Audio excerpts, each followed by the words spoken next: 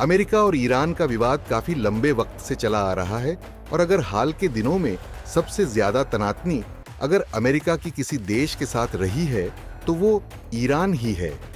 बड़ी बात यह है कि ट्रंप की वापसी के बाद दोनों देशों के बीच तनाव और बढ़ता दिखाई दे रहा है, क्योंकि जब से ट्रंप की नई सरकार आई है तब से अमेरिका का रुख ईरान के खिलाफ काफी आक्रामक हो गया है। हालांकि दूसरी ओर ईरान भी अमेरिका के सामने झुकने को तैयार नहीं है। ईरान पूरी तरह से अमेरिका का पलटवार करने के लिए तैयार खड़ा है। रही बात दोनों देशों के बीच शांति की, कुछ अटकलें लगाई जा रही थी जब दोनों देशों ने लंबे समय से विवाद का कारण रहे ईरान के न्यूक्लियर प्रोग्राम के भविष्य को लेकर बातचीत के टेबल पर आने की घोषणा की।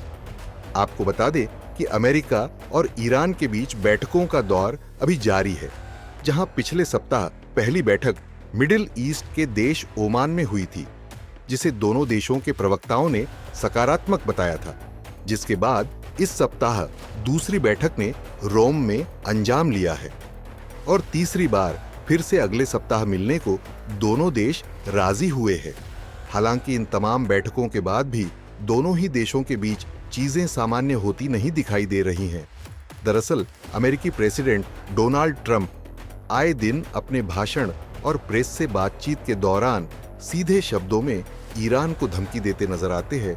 उनका कहना होता है कि या तो डील नहीं तो युद्ध। जी हां, युद्ध वो भी जिसका प्लान ट्रंप ने तैयार कर रखा है, जिसकी शुरुआत इजराइल के ईरान पर न्यूक्लियर ठिकानों पर वार से होगी।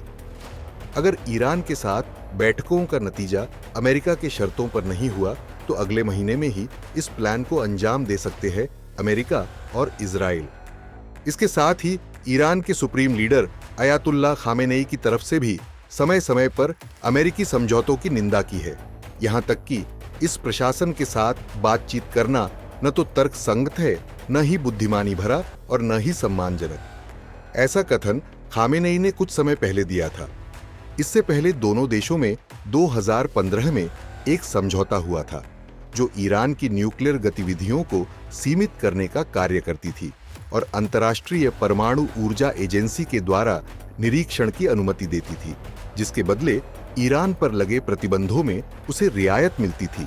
इस समझौते से 2018 में ट्रंप ने इस बात का हवाला देते हुए कि ये समझौता ईरान के परमाणु हथियार बनाने के संभावित रास्ते को रोकने के लिए काफी नहीं है, अमेरिका को समझौते से बाहर निकाल लिया और ईरान पर फिर से प्रतिबंधों को लगा दिया था ताकि अमेरिका ईरान पर एक नए डील के लिए दबाव बना सके।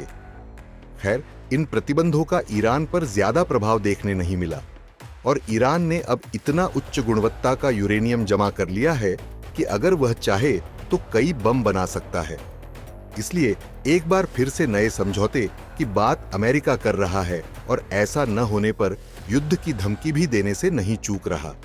रोम में हुई इस दूसरी वार्ता में अमेरिकी प्रतिनिधिमंडल का नेतृत्व डोनाल्ड ट्रंप के खास विशेष दूत स्टीव विटकॉफ ने किया, तो ईरान की ओर से ईरान के विदेश मंत्री सईद अब्बास अरागची ने भाग लिया।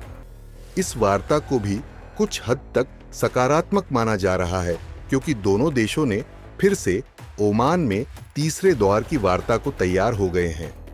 इन बैठकों में मध्यस्थता करने में ओमान एक अहम भूमिका निभा रहा है। अब देखना होगा कि इसका क्या अंजाम निकलता है। दोनों देशों में समझौता होगा या एक और सैन्य संघर्ष दुनिया में छिड़ सकता है? आप अपनी राय हमें कमेंट बॉक्स में जरूर बताइए। ब्यूरो रिपोर्ट, भारत तक।